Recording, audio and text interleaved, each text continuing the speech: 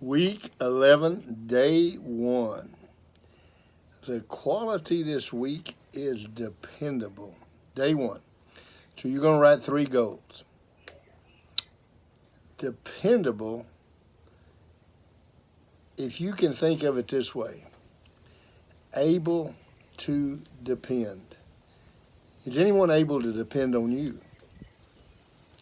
To show up on time, to do what you say you're going to do, to keep your word, to be the person that you say you're going to be?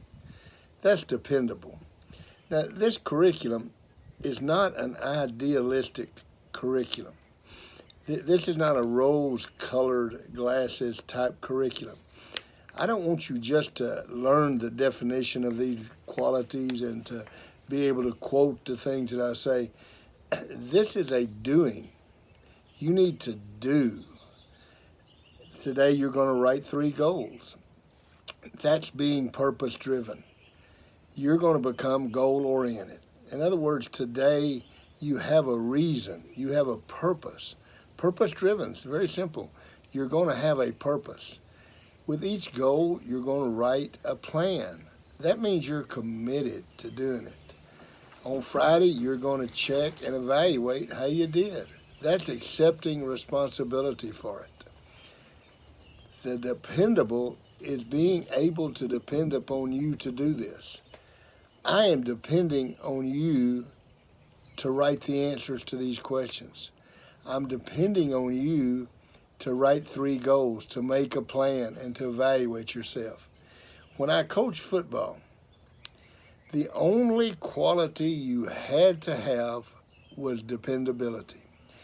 If you read what it says on page 66 of the curriculum, www.developingcharacter.org, developingcharacter.org, page 66, and follow along. It says, dependable, the definition, fulfilling what I agree to do even in the face of unexpected sacrifice. Fulfilling what I agreed to do even in the face of unexpected sacrifice.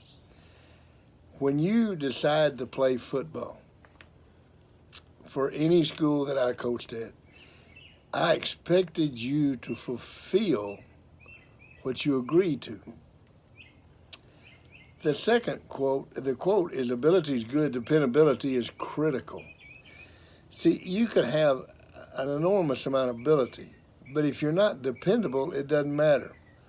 We had a week of orientation every year before we began, and we began a new year every year in January. And had you finished the program the first semester in good shape, then you were able to start the second semester. And the first thing we did, we treated every year as a new year. It didn't matter if you'd been all district the year before, all conference, all American, all state, you started at the same place. It didn't matter if you were just coming into the program. Everybody began at the same place. The 2 things that were expected from you, and one of the things that we did in orientation was expectations. Here's the 2 things I expected if you were going to play football. And this doesn't just go to football. The number 1 thing is attendance. Come every day. See, that's true in school. It's true in work. It's true in marriage. It's true in being a parent. Come every day. Don't skip days. It's a physical fact that the first week you start working out, you'll go halfway to optimum condition. And then every week after that, you will go a halfway. So the first week, your improvement is considerable. And then the second week, it gets smaller and smaller. You take a shot putter. The first week, he goes out and throws 40 foot. The second week, he throws 48. He begins to believe in 3 more weeks, he's going to be throwing 75 feet. But he starts going up inches. Well, the inverse of that is true just as much as that is true. Every week you quit working out, you go back 1/2.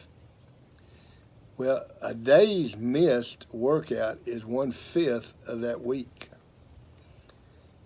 attendance. I gave an award every year, the Nevertheless Award, for coming every day. If you came every day, and I felt like, I'm not going into the entire speech of what attendance was, but if you would come every day, we had good enough coaches to teach you what to do. There are enough good teachers in your school that if you will simply come every day, be dependable, come to school every day. You got a little bit of a cold, come to school. Your ankle hurts a little bit, come to practice. No matter what you do, come every day. Be dependable. Am I able to depend upon you? That was number one. The second thing that you had to do, and this is dependability. The second thing that I expected from you, if you were going to play football for us, the second thing was you had to be willing to cooperate. If I told you to blitz on 3rd and 7 and blitz the B gap, I had to be able to depend upon you to do what I asked you to do. Not to question and say, I don't know why we're blitzing on 3rd and 7. That doesn't seem very... I saw a guy on TV the other day, and the TV commentators absolutely make me want to throw up. I mean, these guys, as Lou Holtz once told one of those commentators, you've never signed the check on the front side. And what he meant was you've never had to call a play on 4th and 1 with the game in balance. You're sitting up here criticizing. And I hear these complete, absolute idiots, excuse my passion, I don't like that call. Did you sit in that film room for 8 hours deciding on what that call should be? No, you just make that decision. But the dependability, you got to cooperate. Don't question what we're doing. Don't come out here on Monday and say, I don't know why we're practicing like this. Everything that we did had a plan to it, and everything was an objective plan. We told our players, here's what it takes to start, and we gave them objective ways what they had to do in order to start, and this was part of our expectations.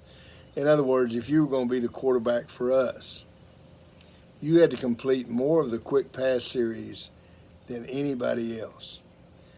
Well, if I told you that and you wanted to be the starting quarterback, what would you practice on? What would your dad take you out and work on? Completing the quick pass series. That's the objective amount. And what we expected you to do was to cooperate, not question. If we said we're going to do 3 sets of 10 on the bench press, don't do 10, 8, 6 because you read somewhere or you heard on TV this program or something. Do 3 sets of 10. Now go back and think about what we're just talking about. Dependable. Or can I depend on you to do what I ask you to do? What's the difference between this generation and our fathers and grandfathers? Let me tell you, the one thing that's really different is the quality of dependability. My dad could borrow money from a bank without ever signing anything.